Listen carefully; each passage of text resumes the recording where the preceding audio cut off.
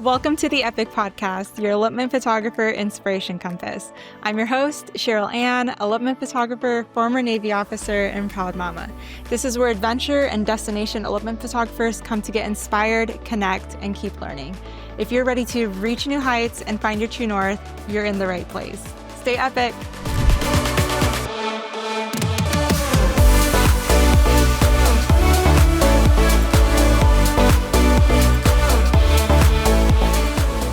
Hey friends, welcome back to the Epic Podcast and Happy New Year. This is our very first episode of 2026 and I am just so excited.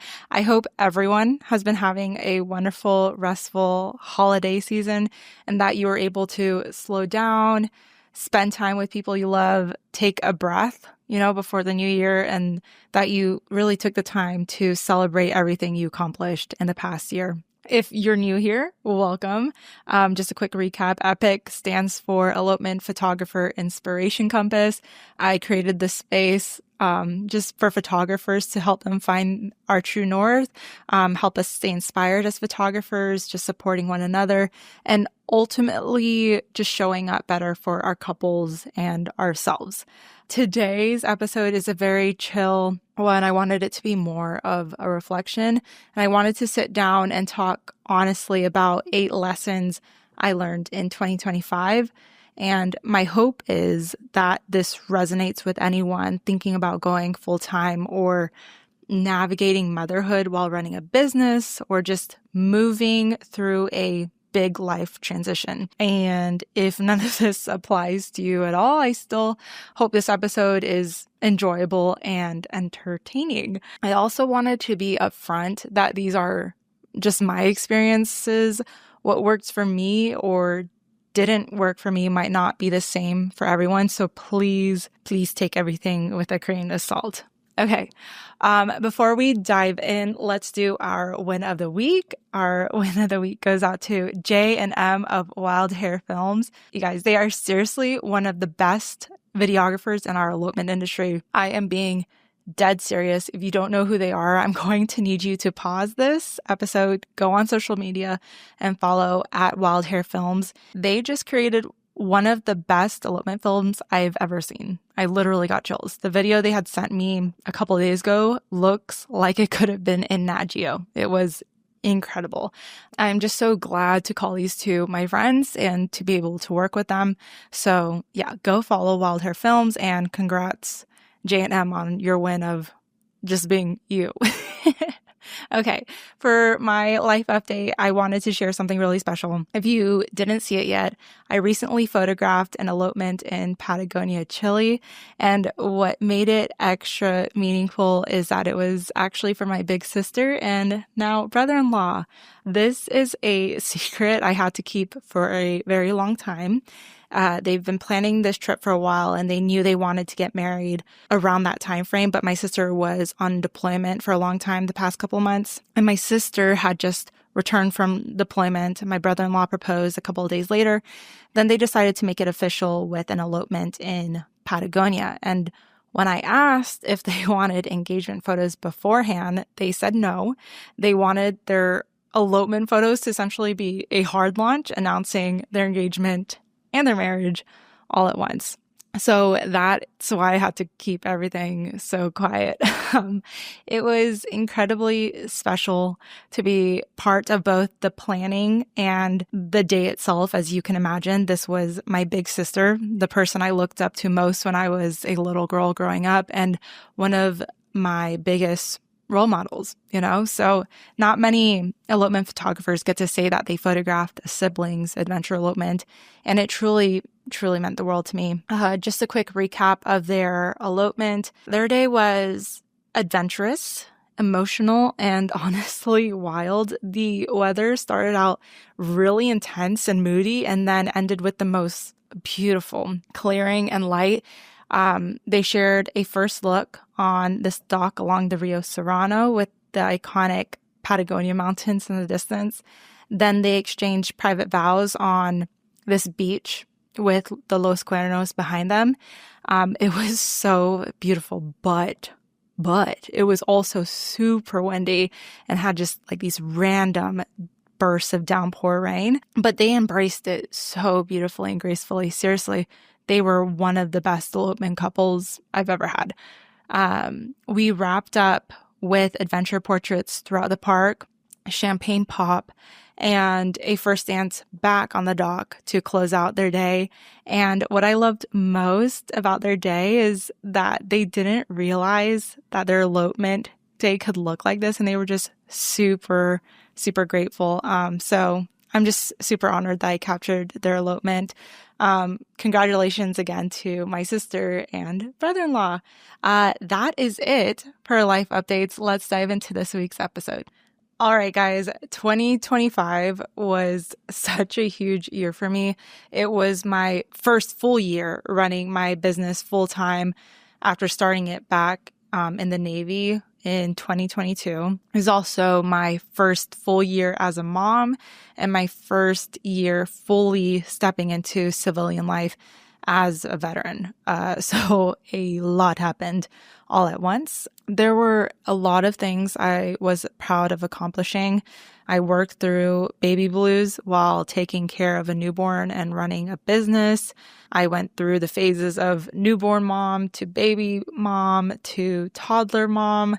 I traveled internationally multiple times with Theo. I traveled solo with her. I sold my first digital product. I photographed the best elopement couples in the most epic, incredible places. I photographed elopements in Thailand, Positano, and Patagonia. And I intentionally focused on improving my photography and editing. And I confidently ran my business with only a little burnout here and there. And overall, it was pretty balanced considering everything that went on this year. So when I say that all together, I'm really proud of it because it required a lot of courage and trust and resilience. Now I want to talk about the top 8 lessons that came from all of that and living that year, because I feel like those lessons can apply to anyone building an elopement business, no matter what your life looks like. So the first lesson, lesson 1, one of the biggest lessons I learned this year is that you are allowed to build your business around the season that you're in. This year forced me to slow down. And even if you're not a parent, we all move through seasons where our capacity is limited, whether that be burnout, health stuff, big life changes, creativity, exhaustion. And what I learned is that sustainability doesn't come from pushing harder. It comes from honoring what you actually have to give. And because of that, I made the intentional decision to end my working season in November. So no bookings past November 1st. And honestly, it was one of the best decisions I made all year. Ending my season early allowed me to slow down on purpose. I gave myself real rest, real family time. And instead of limping into the holidays completely fried, I entered them feeling grounded and present. So something I don't think we talk about enough is how your nervous system needs to come down after a busy season. After months of go, go, go, your body is still in work mode, even when the calendar finally clears. And you actually have to teach yourself how to slow down again. And I always like to think about it like sprinting. If you've ever run track, you know you're not supposed to stop suddenly at the end of a sprint. You ease into the stop or you risk hurting yourself. High season is the same way. You don't just slam on the brakes, you decelerate. So if you feel like you're constantly catching your breath in this industry or you can't fully relax even when your work slows down, let this be your reminder. Rest isn't something you earn after burnout. It's part of the work. So yeah, that's what I learned. Lesson 2. Another big lesson this year was learning to say no when things didn't align. Not out of fear, but out of trust. One phrase that really stuck with me this year was protect your peace. And funny enough, it came up during an elopement. My bride was into tarot cards and asked if I wanted to pull one. And I don't really consider myself like a woo-woo person, but I pulled a card and the message was exactly that. Protect your peace. And it like had a pine cone on it. And it hit me because it perfectly describes what I was moving through at the time. So I started protecting my energy more intentionally. And every time I said no to something that felt off, whether it was a booking, a commitment, or an expectation, I created space for something better to come in. And it did. So if something doesn't feel right, it probably isn't. And learning to trust that instinct is a skill, and it's one worth building. Okay. Lesson 3, bringing my baby on destination elopements was challenging, but worth it. And beyond parenthood, what that taught me is that you don't have to choose between different parts of yourself. You're allowed to choose and build a business that supports your whole identity and not just one version of you.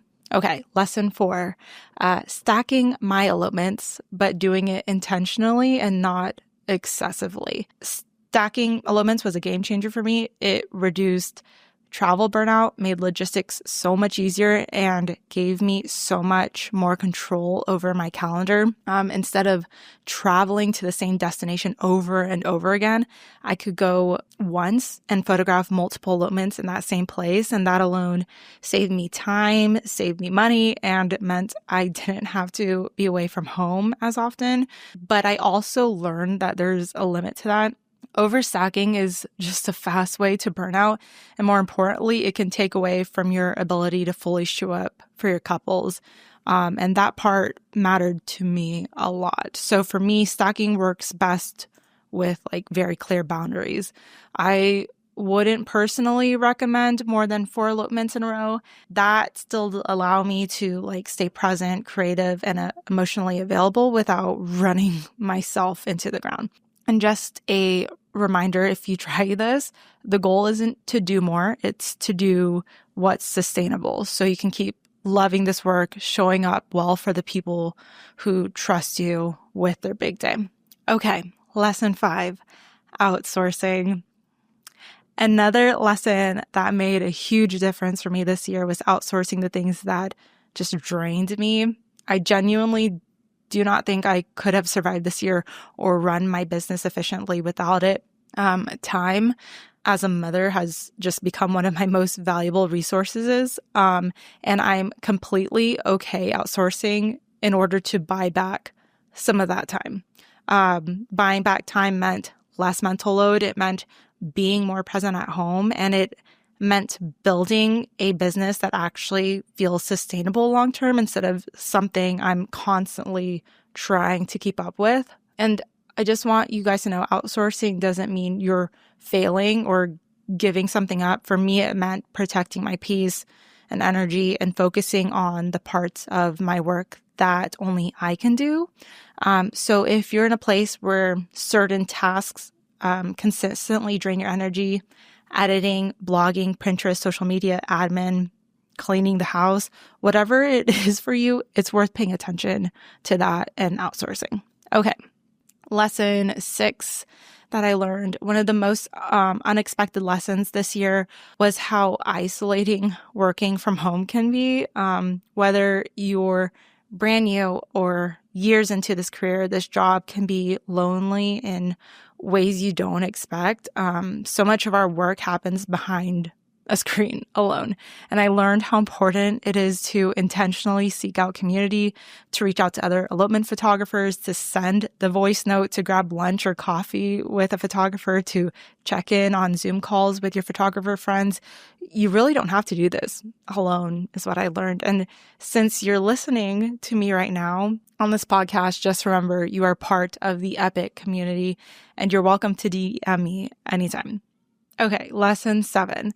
Another lesson I learned this year was how to motivate myself without an external structure. And even if you've never been in the military, this still applies because so many of us come into photography from something just structured, a 9 to 5, another career, school, a boss, clear deadlines that weren't self-made.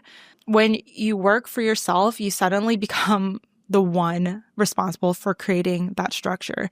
And for me, that meant leaning fully into organization. And I'm a big planner person. I have a physical planner, a wall calendar, and a workflow that has my daily check-ins, and organization wasn't just helpful, it was essential to running my business. But even with these systems in place, I found that motivation was still really hard for me. Just when you're working alone, you don't have coworkers around you working at the same time and creating that natural momentum. So I learned to create my own kind of like by turning music on or letting a podcast play in the background or putting on timers, or putting on social media app blockers and just getting up and taking breaks. And all those shifts really made a big difference for me. So yeah. And lesson 8. The last big lesson I learned this year is how much I genuinely love being my own boss. I love creating my own schedule. I love having slow mornings when I need them and want them, working out when it fits my day, spending time with my family, and choosing trips without asking anyone for permission. And that kind of freedom has completely changed how I experience both my work and my life. And it's just a reminder that this career isn't just about what we do, it's about how we get to live. All right, friends, I think that is it for this week's episode. If you're in your first year full-time, if you're navigating a new season of life, if you're learning how to slow down, set boundaries, trust yourself, or build structure where there wasn't any before, I hope this episode helps provide some insight and guidance. Just keep believing in yourself, keep learning, and keep growing this 2026. You guys got this. Thank you so much for being here, for listening, and for growing alongside me. Until next time, stay epic. Thanks for tuning into the Epic Podcast. If you love today's episode, don't forget to follow the show, leave a review, and share it with a friend who could use a little inspiration. You can connect with me on Instagram and TikTok at Sheryl Anne Photo or at Epic Photo Podcast for more stories, tips, and behind the scenes from life as an elopement photographer. Until next time, stay epic.